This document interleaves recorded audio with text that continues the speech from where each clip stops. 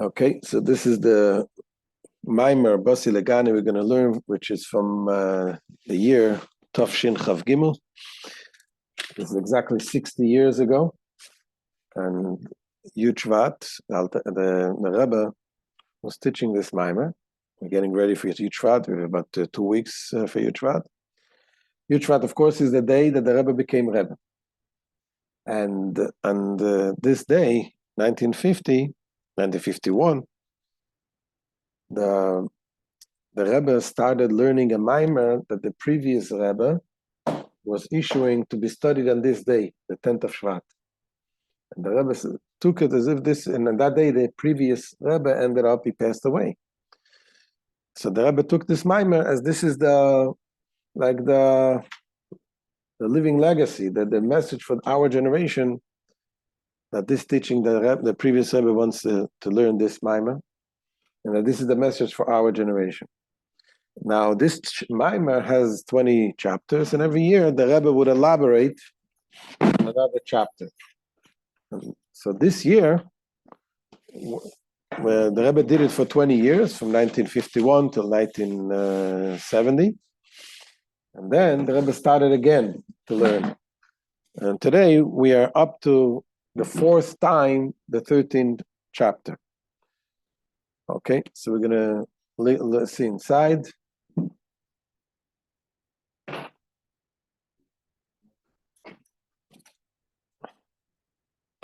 So it begins like this. In the beginning, the Rebbe will go overview of the previous 13 chapters of Basi Legani, and then the Rebbe is going to focus on the 13th chapter. So it begins with, it says, Basi Legani achoi sikala. It says, I've come to my garden, my sister, my bride. This is a pasuk in Shir HaShirim, we all know this, Song of Song. And Mevi Kvod Kedushat Moiri V'chami Admur Ba'ala Hilula. The previous Rebbe, the Rebbe's father-in-law, the one who has the Yortzeit and Shevat, he brings a medrash, Mashekosov bemedrash, Pirush Basi Legani. The medrash explains, what does it mean, Basi Legani? I've come to my garden. Come to a garden. What does it mean to my garden? Hashem says, I came to my garden. So it says, Lignuni. Gnuni, to my place.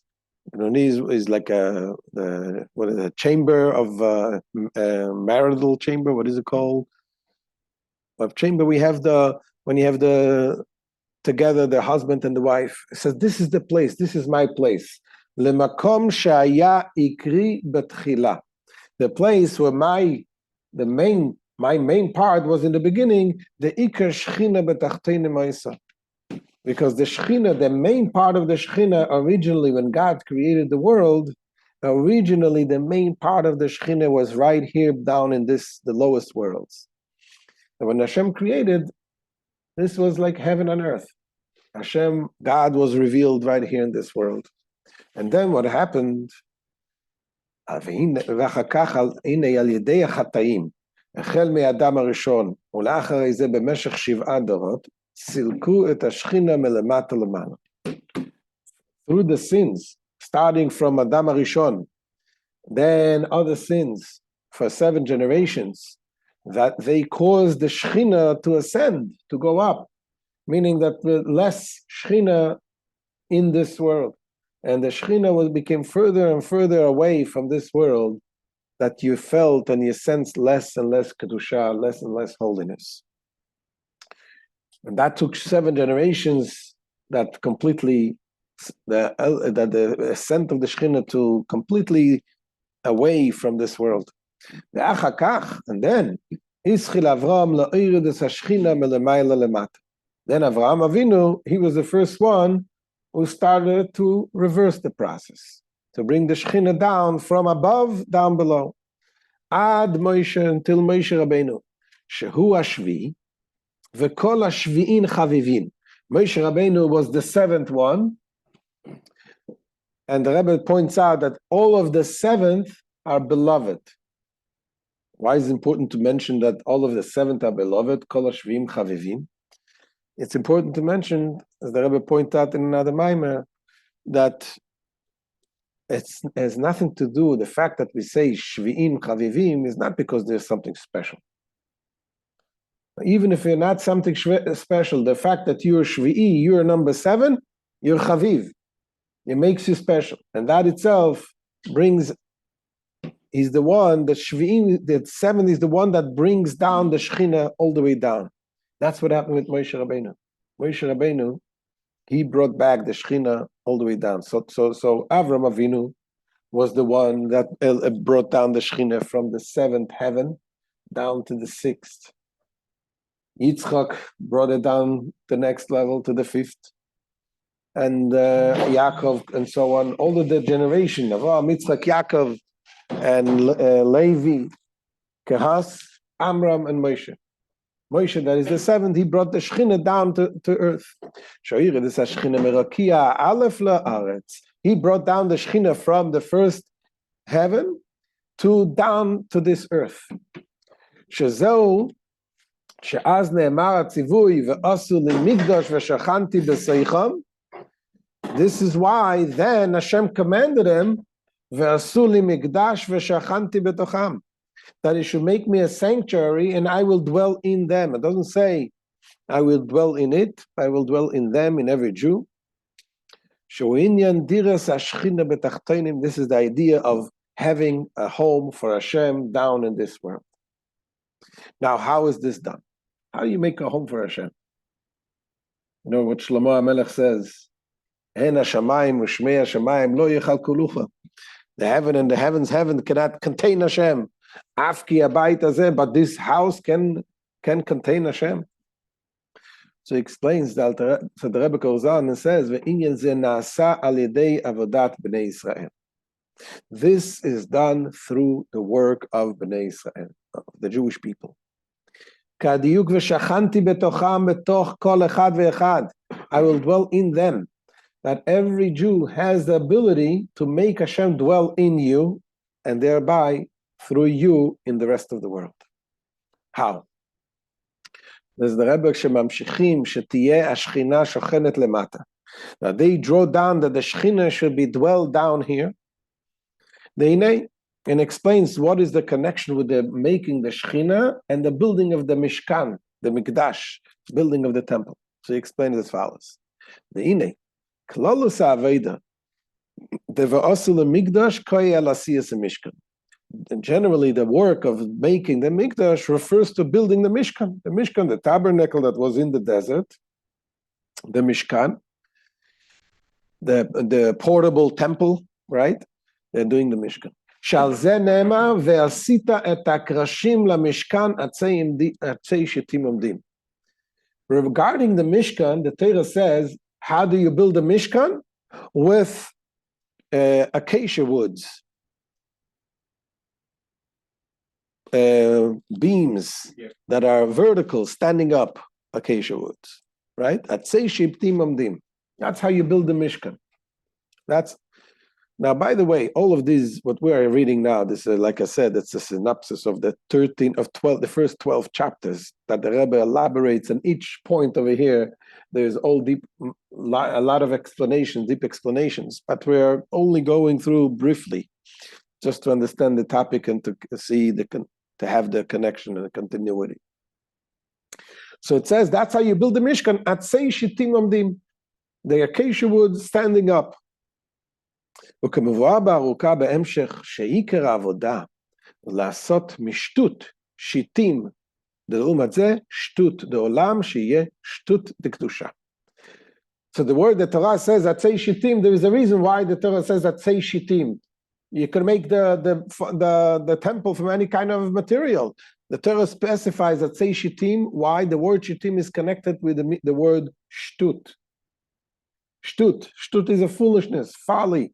Foolishness. And the Torah says, to build a Mishkan, you want to build a temple? Take the foolishness of the opposite of Kedusha, turn it into foolishness of Kedusha. Turn it into holy foolishness. What does that mean? Foolishness of the world? We can easily understand what is foolishness of the world. It said, a person does not commit a sin unless foolishness enters his mind. because foolishness is something that conceals God. And you think you're doing what you're doing, it doesn't affect you in any way. But the fact is that Hashem is everything, and any time a person does something against Hashem's will, it separates it. So that is a foolishness that tells the person that's okay. But nevertheless, sometimes a person does things logically. I understand, I want to do this. Sometimes it's not logical, but I have a feeling I like to do this, even though it doesn't make sense. But sometimes there is such a foolishness, such an urge to do, not only that it doesn't make sense, it's totally against the common sense. A drug addict is going in his things, is without any sense. It goes against the common. You know what the result is going to be, but the urge is so strong. Says the Rebbe, what we need is we need to do the opposite in Kedusha. Do a mitzvah, not only those mitzvahs that make sense, that feels good, we sit Shabbos table with everybody. Do a mitzvah, even those that don't make sense at all. Do it with the power, with the inner power of the shtut of the Kedusha, of the foolishness of Kedusha. This is the way that you oppose the shtut of the world. And this says that the Rebbe continues, Shetov, shtut olam, sheyeshtu de kedusha. Vezeu gam inyan hakrashim. This is also indicated in the krashim. Keresh otiyot sheker. The word keresh comes as the same letters as sheker. Sheker means a lie. The keresh is the beam. שהיינו משקר העולם, שמשקר העולם יעמידו בניין שיהיה מקדש ומשכן לא יתברך. You take from the lies of the world, and from that you create the temple for Hashem. ועניוני בעבודה דכל אחד ואחד. What does it mean in actual practice of every person? ושכנתי בתוכם את כל אחד ואחד, הוא הקירוב לאלוקות. To get close to Hashem. Because the whole idea of the temple is to bring offerings. How do you say offerings in Hebrew? Korban. Korban. Korbanot. Korban is from the word kiruv. You're getting close. You're supposed to get yourself close to Hashem. שזהו שעיקר העבודה במשכן עושה עבודת הקורבנות, שהוא עניין קירוב כל הכוחות. The idea of the korbanot is that you have to bring all of yourself, all of your faculties, all of your powers, you bring close to Hashem. In a way that it reaches to the very secrets of Ein Sof of Hashem. And through this, it brings down the Amshacha. It draws down the godly energy from above down here. This is what it says, Nachat Ruach Lefanai. It says by the Korbanot, it brings pleasure to Hashem that I said, and my will is fulfilled. Continues now the Rebbe explaining what the previous Rebbe said. And the previous Rebbe continues in the Hemshech and this discourse, שכדי לעשות שמשקר העולם ושטות לעומת זה יהיה ושכנתי בתוכם, הנה על זה היא המלחמה. To turn the sheker haolam, the lies of the world, to turn the shtut of the other side, to make this a dwelling place for Hashem, you need to fight the war. It's not an easy thing. You got to fight a war. Daily war, daily battle the Yetzer Hara. It's not easy. It comes with all kinds of excuses. You got to fight this war. And you got to fight the war, everything in the Torah is precise. When the Torah says fighting a war, the Torah uses the terms of army. You have to have tzivot Hashem. You have an army. That is all precise. There's a reason why they're using these metaphors, because it's exactly so. So he says,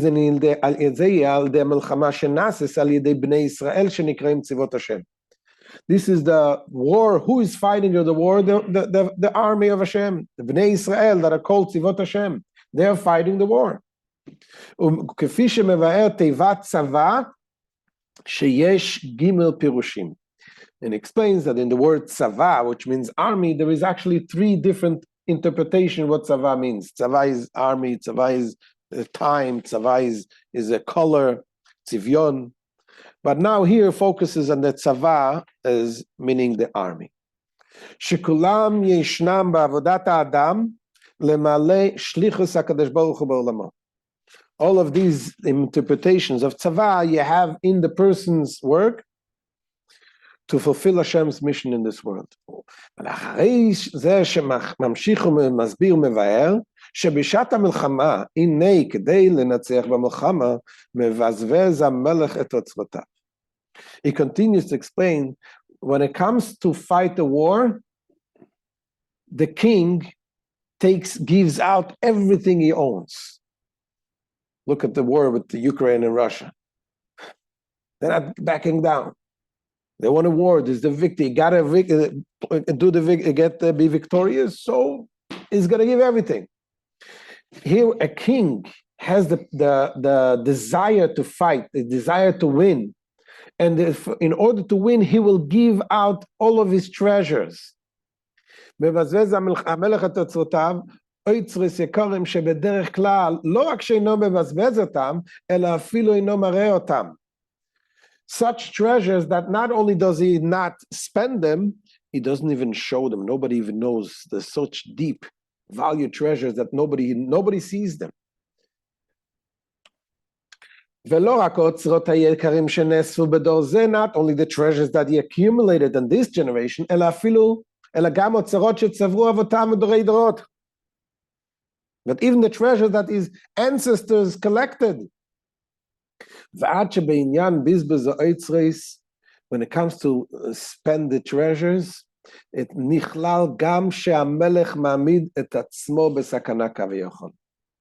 The king himself also puts himself in danger. When he says kaviyachol, what does it mean kaviyachol? Because all of this is going to be a metaphor to Hashem. So you can say Hashem puts himself in danger, so to speak. Hashem puts himself in danger. But what does it mean?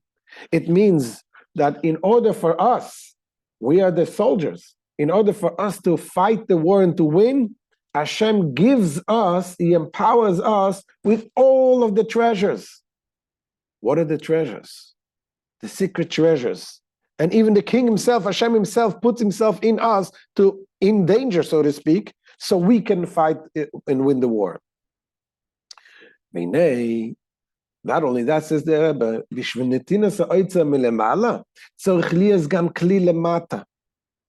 to give the otzar from above, you need to be able to absorb the otzar. You need to be someone who is able to contain such a treasure. This is the treasure down here in the service of Hashem. And he explains, now, who gets the treasures? Who is giving out the treasures? You're giving the big generals, the big tzaddikim, the holy people, they get the treasures. But you know what, says the Rebbe? No. They receive the treasures, they give out the treasures. The Rebbes, the tzaddikim, they give out the treasures, but who do they give it to? Who needs to have the treasure in order to fight the war? The foot soldiers. They,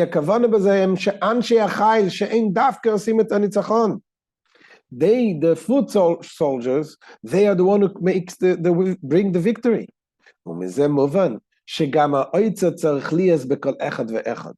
So if they are the ones, if the foot soldiers are the ones who bring the victory, so they have to have the treasures to be able to fight the war with the treasures.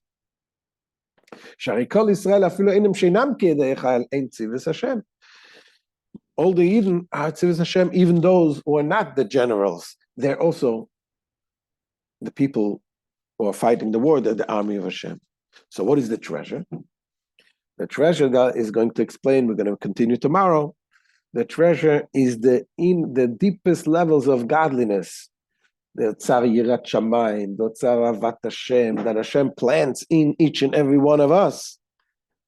That using this will be able to overcome all of the challenges. When you have this strong connection with Hashem, the deepest revelation that is revealed to you, And that includes, of course, also the teachings of the Hasidus that is revealed. Those are also treasures that is revealed. Those words, but today we say, we have the Alter Rebbe's Yom Elula today. The Alter Rebbe revealed the teachings of Hasidus. He went to prison for this and revealed those treasures. And those treasures given to us. Imagine the world without Hasidus, without the meaning and understanding of all of these deepest secrets in the Torah, we wouldn't be able to battle all of the challenges that the world today has. So we'll continue Be'ezrat Hashem tomorrow.